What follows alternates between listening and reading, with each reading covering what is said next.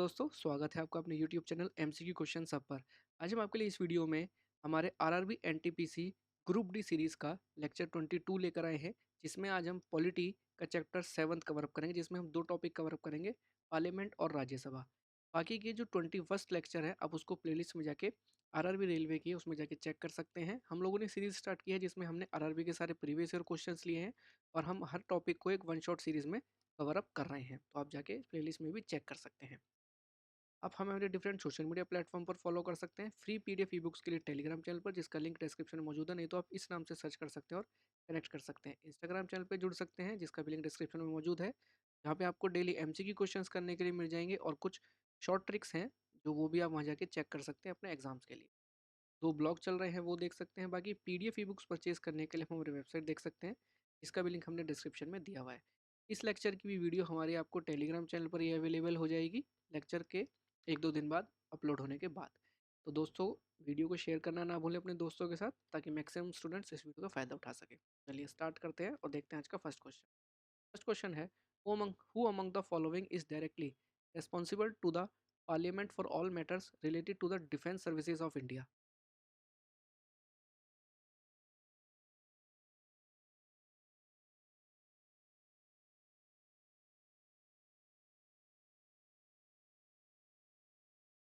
इसका correct answer है ए, defence minister होता है। तो डिफेंस मिनिस्टर रिस्पॉन्सिबल होता है डिफेंस सर्विसेज ऑफ इंडिया के लिए। और जो तीनों हमारी आर्मीज होती हैं उसका हेड कौन होता है? उसका हेड होते हैं हमारे प्रेसिडेंट। ठीक है दोस्तों, चलिए नेक्स्ट क्वेश्चन देखते हैं। विच of the following is not a part of the Indian parliament?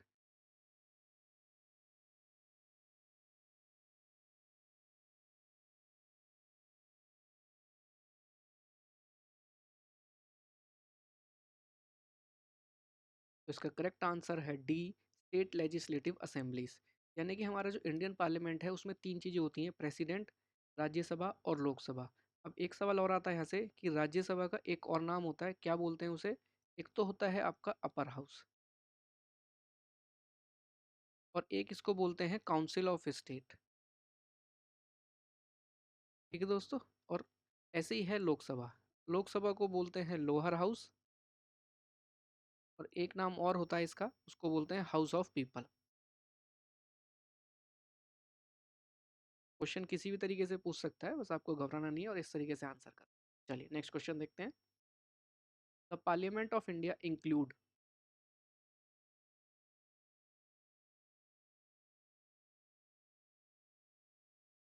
चलिए, तो इसका करेक्ट आंसर है D, Lok Sabha, Rajya Sabha and president.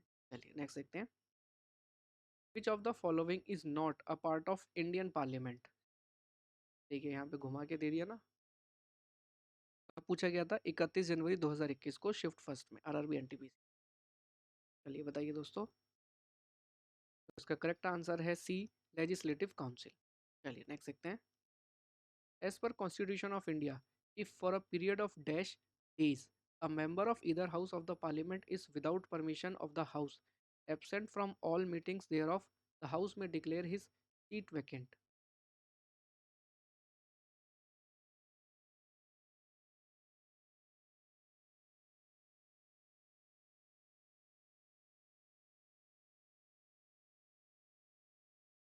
तो इसका करेक्ट आंसर है ए, 60 डेज। तो अकॉर्डिंग टू आर्टिकल 102, अगर कोई भी मेंबर आपका 60 डेज से ज़्यादा एबसेंट होता है विदाउट परमिशन, तो उसकी जो आपकी मेंबरशिप है वो टर्मिनेट हो जाएगी। चलिए नेक्स्ट देखते हैं। What is the maximum time gap between two successive sessions of the parliament?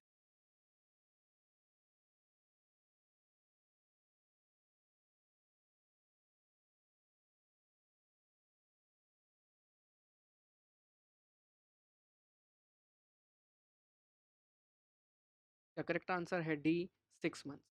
चलिए नेक्स्ट देखते हैं।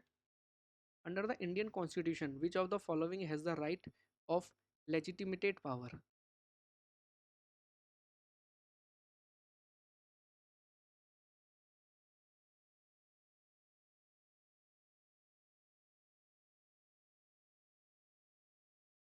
द करेक्ट आंसर है डी, पार्लियामेंट। चलिए नेक्स्ट देखते हैं। Who among the following was the oldest at the time of taking the oath of prime minister for the first time?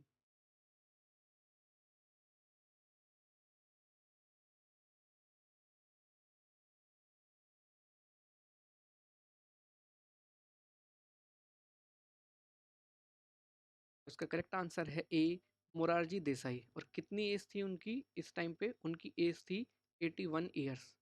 और उन्होंने किस टाइम पे सर्विंग की थी? 1977 टू 1979। किस पार्टी से बिलोंग करते थे? जनता पार्टी से। ठीक है दोस्तों, चलिए नेक्स्ट देखते हैं। Who among the following can introduce a government bill?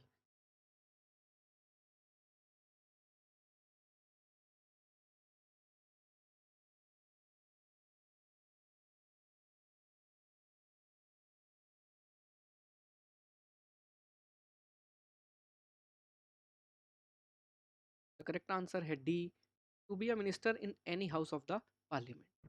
चलिए नेक्स्ट देखते हैं। The first elected parliament of independent India came into existence in?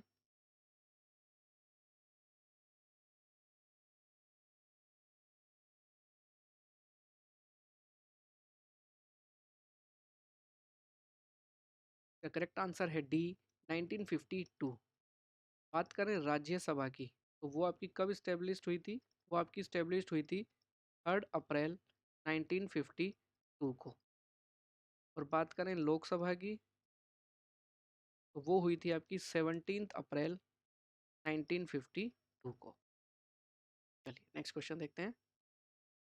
Next है, the first Lokpal bill was introduced in the parliament of India in the year? ध्यान रखिएगा, introduced पूछा है।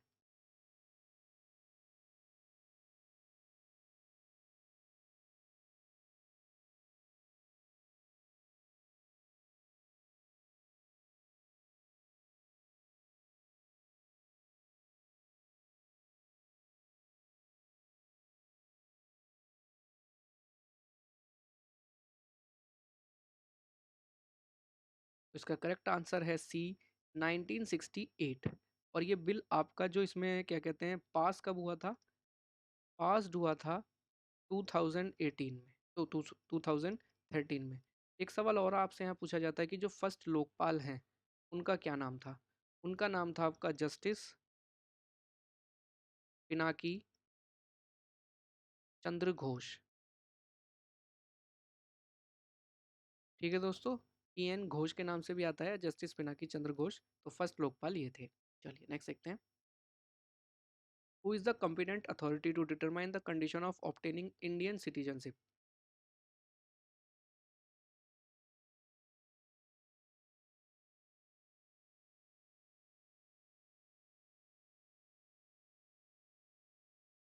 The correct answer है D, parliament, as per article 11। चलिए next देखते हैं। By which constitutional amendment act the number of Lok Sabha seats was increased from 525 to 545?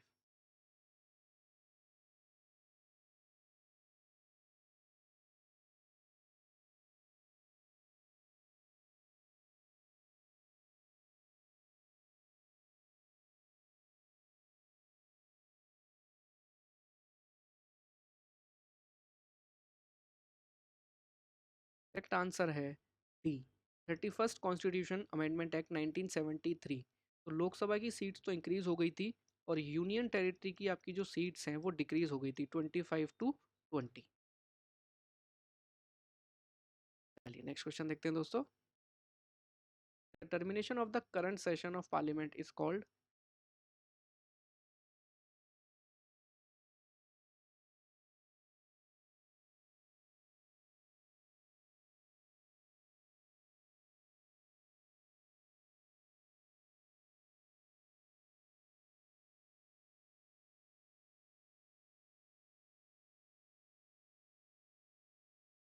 इसका correct answer है डी, प्रोरोगेशन। अब ये प्रोरोगेशन आपका किसके थ्रू किया जाता है? तो ये किया जाता है by president of India on the recommendations of councils of ministers. चलिए नेक्स्ट देखते हैं। नेक्स्ट है, the maximum interval between two sessions of parliament can be of?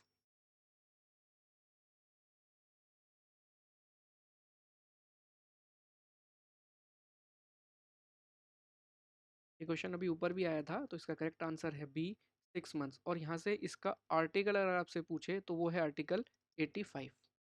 चलिए नेक्स्ट देखते हैं। Find out the odd one in relation to the Indian parliament.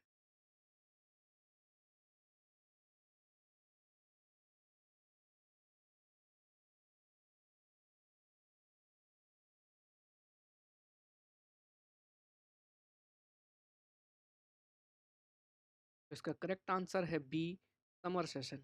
ये summer session नहीं होता, इसमें 3 सेशन होते हैं। आपका बजट सेशन होता है जो होता है आपका फ़रवरी टू मई। मॉनसून सेशन होता है आपका जुलाई टू सितंबर। और विंटर सेशन होता है आपका नवंबर दिसंबर। चलिए नेक्स्ट क्वेश्चन देखते हैं दोस्तों। नेक्स्ट है, विच of the following standing committee is in each house of parliament.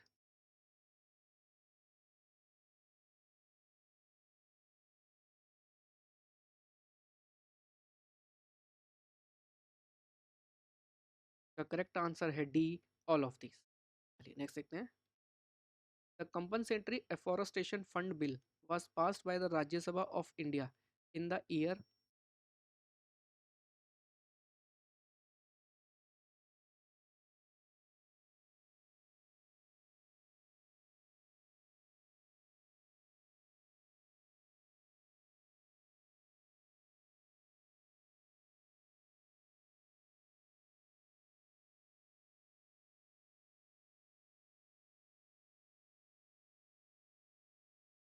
Correct answer है डी, इन 2016।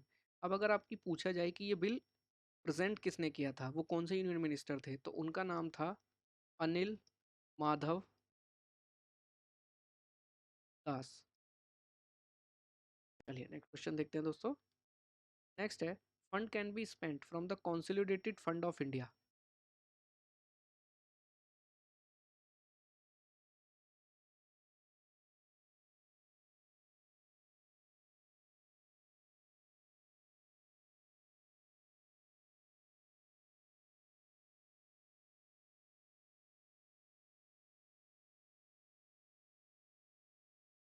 करेक्ट आंसर है B, with the approval of parliament. अगर हम बात करें किस आर्टिकल के थ्रू ये हमारा सेटअप हुआ है कंसोलिडेटेड फंड ऑफ इंडिया, तो ये है आर्टिकल आपका 266 ऑफ द इंडियन कॉन्स्टिट्यूशन। चलिए नेक्स्ट देखते हैं। consolidated fund of India is a fund in which।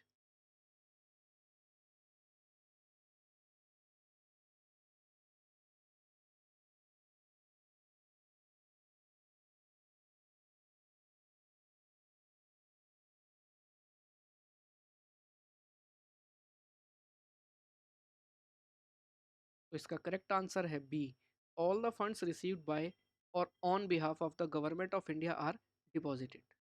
Next देखते हैं। In which year did the right to information RTI act came into force.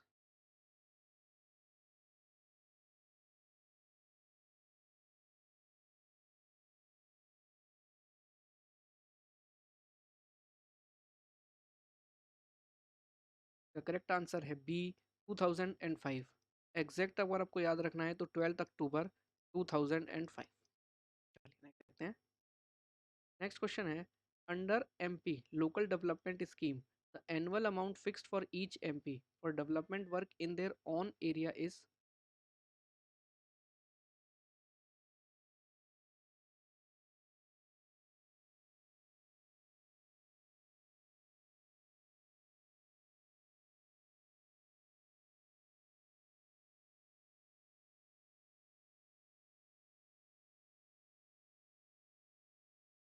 का करेक्ट आंसर है A, 5 crore rupees. चलिए next देखते हैं। How many members nominated by the president of India to the Rajya Sabha.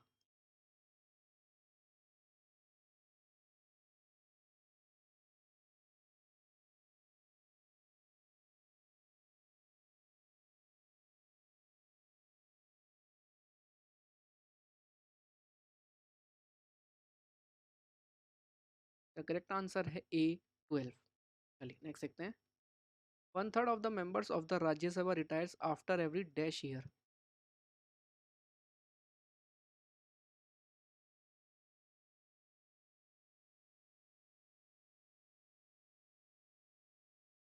The correct answer है D, after every second year. Next देखते हैं। Who was the first chairman of Rajya Sabha.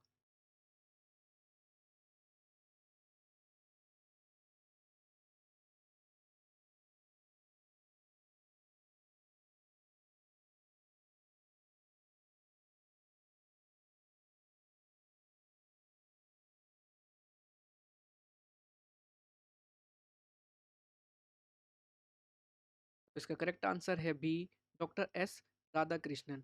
First chairman थे S Radhakrishnan. और अगर आपसे बात करी जाए कि फर्स्ट डेप्यूटी चेयरमैन कौन थे, तो फर्स्ट डेप्यूटी चेयरमैन थे आपके एस वी कृष्णमूर्ति राव। चलिए नेक्स्ट क्वेश्चन देखते हैं दोस्तों।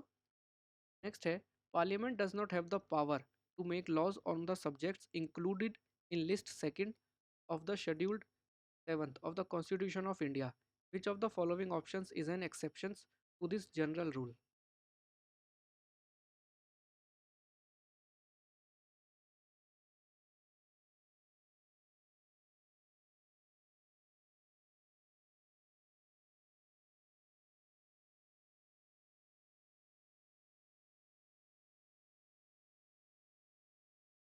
The correct answer है B, if the Rajya Sabha passes a resolution to this effect. चलिए नेक्स्ट देखते हैं। After passing a money bill in the Lok Sabha, the Rajya Sabha can return the bill to the Lok Sabha within a maximum of dash days.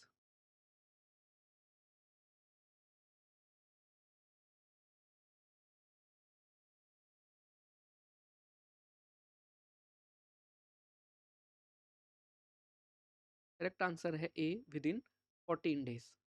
देख सकते हैं। With reference to the Rajya Sabha, which of the following statement is correct?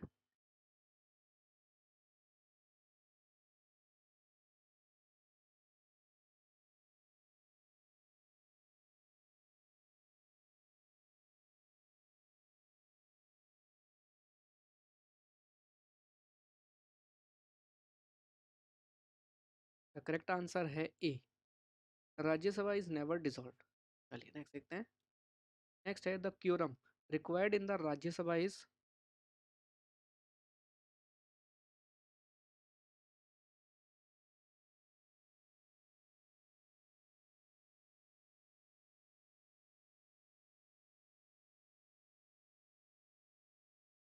क्यूरम का मतलब होता है कि आपका जो मेंबर्स हैं वो 1/10 प्रेजेंट होने चाहिए। तो इसके अकॉर्डिंग हमारा आंसर होगा डी, 25 और राज्यसभा। अगर हम पूछें आपसे लोकसभा के लिए कि लोकसभा के लिए क्वारम क्या होगा, तो वो होगा आपका 55 मेंबर्स। चलिए नेक्स्ट देखते हैं। The upper house of Indian parliament is.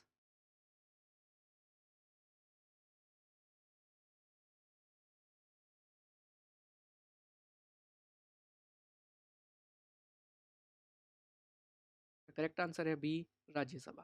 चलिए next. Members of Rajya Sabha elected for the duration of.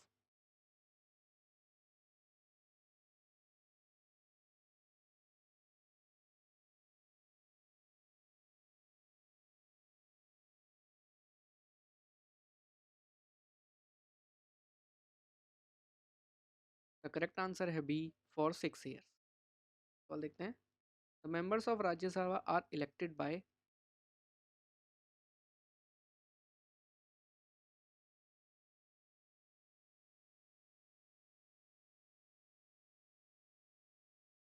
Correct answer है A, by the members of the legislatures of the states. चलिए नेक्स्ट देखते हैं। What is the minimum age to get membership of Rajya Sabha?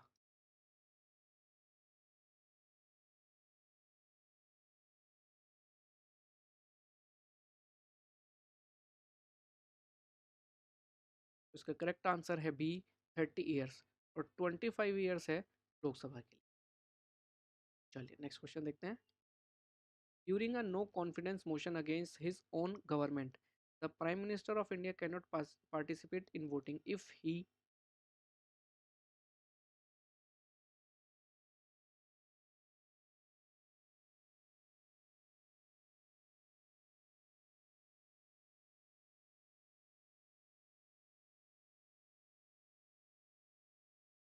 Correct answer है A, if he is a Rajya Sabha member. चलिए next देखते हैं। Who is responsible for creation of all India services?